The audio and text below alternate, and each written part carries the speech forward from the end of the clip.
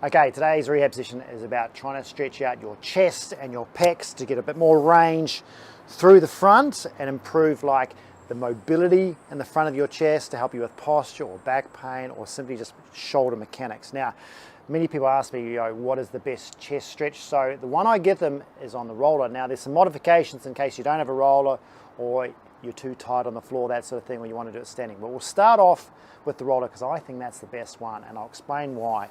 When you're on the roller, or when you do the stretch, what I want you to do is get up and roller. Now, hey, if you don't have a roller, roll up one of these mats and roll it into a roll or a yoga mat and make it roll. You just need to be elevated off the ground. The good thing about the roller, it's easy, okay, it doesn't sort of soften out, doesn't flatten, but also the hardness helps you with stretching through your back. So when you get a chest stretch, you also get a bit of a back stretch. Now with this one, what I want you doing to try and open up through here is to start off in this position and try and get your hands out in what we call a T shape. So you're basically looking at your hands, you're trying to get them out and on the ground. Now we'll come to, if you can't get your hands on the ground, we'll come to that in a minute, but if you can start in this position here, do have a roller, this is where I want you to start. Now some people who are super tight will already feel a little bit of tightness through there. Now what I want you to see if you can do is from here is get your elbows down onto the ground. Now when people most do that, what they tend to do is do that, okay, and their hands come up. What I want you to try and do is see if you can keep your arms out in that T shape and then drag. If you watch my elbows, drag your elbows down towards your feet like that and try and keep your hands on the ground, okay? So you're going from, it's a very subtle position, you're going from here and you're dropping, you watch my elbows, drop your elbows down that way, okay? Now what that's gonna do is give you a stretch right through the front of your chest and your shoulder on both sides. It'll feel quite a sort of like a, almost like what I call a spiderweb wrapping type stretch through here. It's a little bit on the painful side, but I don't want you to get the point where you feel like you're cramping through your shoulders and your neck, or you're getting pins and needles or numbness. So you can't go that far because then you're trying to stretch out nerve tissue, which is going to aggravate you.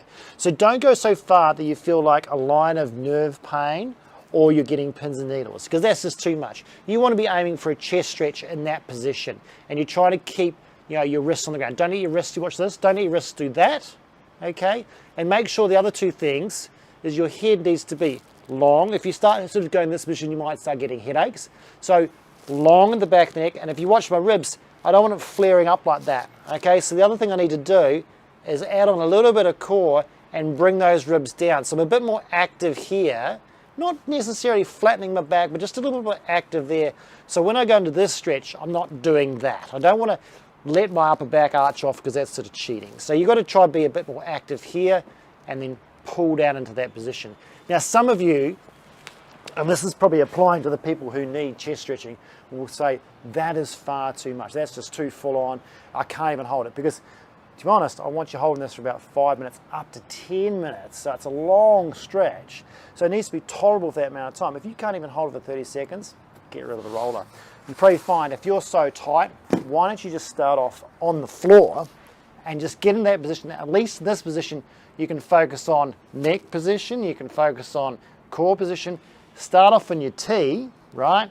And then, because your elbows are already on the ground at that point, then you can just focus on this movement here. So you're going to go down with the elbows and then keep your hands or wrists trying to get them back on the floor.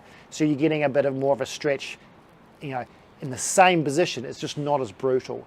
And once you've got that, you can focus on all these positions. Then you may find that's a little bit more comfortable and you can hold there. And once you've improved on that, then you can go back to the roller.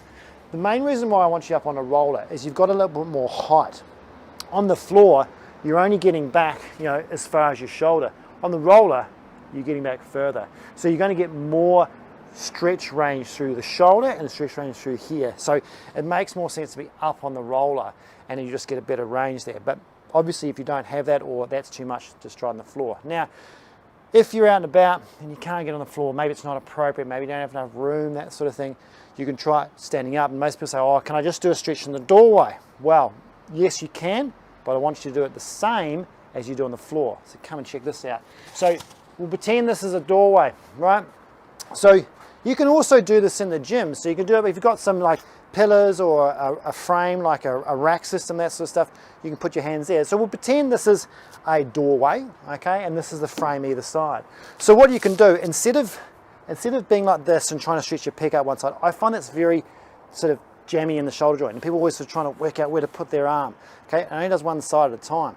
We want to try and get a whole stretch through the front to help you with that movement, so you can sort of set those shoulders back a little bit better when you're typing or whatever you're doing. So I would start the same drill, go out in a T, okay? So start there in that position there, and then what you're trying to do is not just come forward, okay?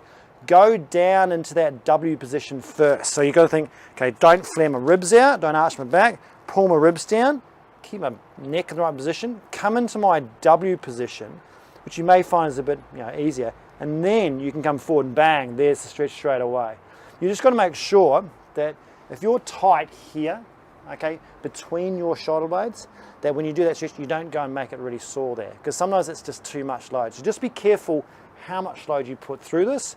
Just focus on, I want to try and get in my W position. So I go from a T to like a W. If I look at my arms, it's a W, right? And then you try and pull forward to the point where, can I maintain that? I find this is not as effective, but if it's your only option, then great. The reason being is you have to sort of really sort of push forward and lean into it, okay? It's not a complete rest like the roller is, but if it's the only option you've got, it's not too bad. So that one and the one in the roller is going to work on sort of a global stretch through the front, both sides at the same time, to release here, but also allow a little bit more movement in the back, which may help you with your mobility this way and that way, to give you that postural sort of position that you want, get rid of some of your pain, get rid of the tightness. Check that out. See you next time.